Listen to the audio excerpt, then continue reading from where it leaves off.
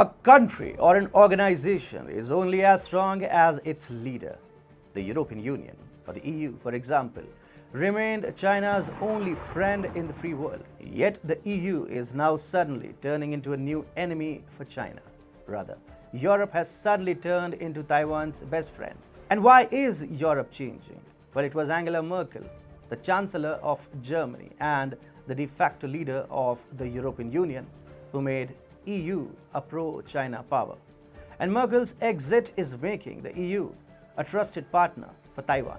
Hi and welcome to TFI Global, the foreign affairs and geopolitical analysis arm of the TFI Media Group. I'm your host Atul Mishra. In this video, I will explain how a pro-China EU is now dumping the communist country for Taiwan as its new partner. Let's begin. The European Union is changing drastically.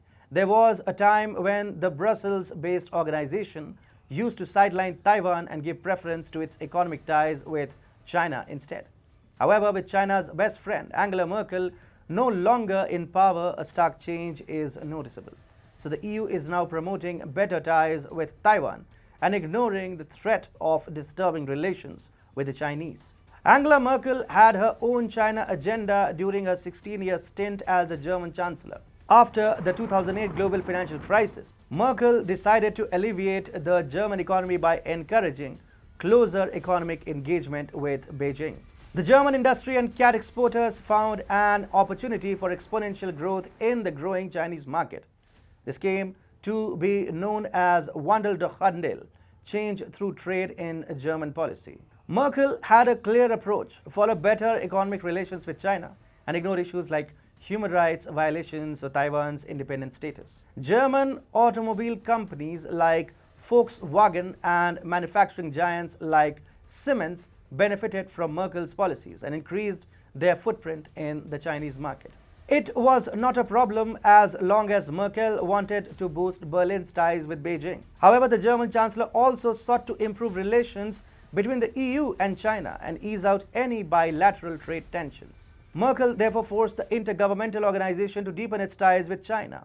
In fact, the EU was even forced to silence criticism against China when Merkel functioned as the Brussels-based body's de facto leader. On the issue of Taiwan, Germany almost echoed the One China policy last year when it was found that the German Foreign Ministry website had replaced Taiwan's official flag with a white flag. A German Foreign Ministry spokesperson had then said, "You know Taiwan's special status. You know our position, our One China policy. We have no diplomatic relations with Taiwan, and Taiwan is not a country we recognize. So this is not surprising. When we introduce regions of the world, we distinguish them from countries with diplomatic ties." Much to China's dismay, Merkel's exit has irreversibly changed the EU's character. Germany has a new chancellor in the form of Olaf Scholz, and a new coalition government has taken charge of Germany with a single mandate of making China's life miserable. In a coalition agreement signed by the new German government, it has been laid out that China will be treated as a systemic rival. This is for the first time that Germany has referred to the Red Rogue nation as a systemic rival. The agreement also commits to working out a comprehensive China strategy as part of the joint EU-China policy to be able to realize our values and interests in the systemic rivalry with China. The effect of Merkel's exit and installation of an anti-China regime is already reverberating across the EU. In fact, even before Merkel's exit, the European Parliament adopted an unprecedented report on EU-Taiwan relations and cooperation in October.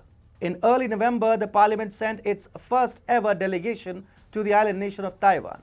The delegation even met with senior Taiwanese government officials and civil society organizations in a bid to learn from Taiwan's experiences in combating foreign interference. In fact, the EU and Taiwan have already found common ground against China in the field of cybersecurity and resilience, which has further expanded the scope for diplomatic engagement between the two sides. Meanwhile, even small EU countries like the Czech Republic and Lithuania are openly encouraging better relationships with Taiwan. Lithuania had gone as far as deciding to have a Taiwanese representative office in its capital city, Vilnius.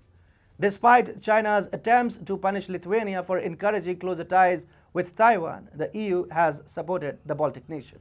Recently, the EU declared that it is ready to stand up against all types of political pressure and coercive measures against any of its members. The EU has thus left China shocked by suddenly expanding its support for the island nation of Taiwan. Merkel's exit might have therefore paved the way for Taiwan's recognition in the world at large.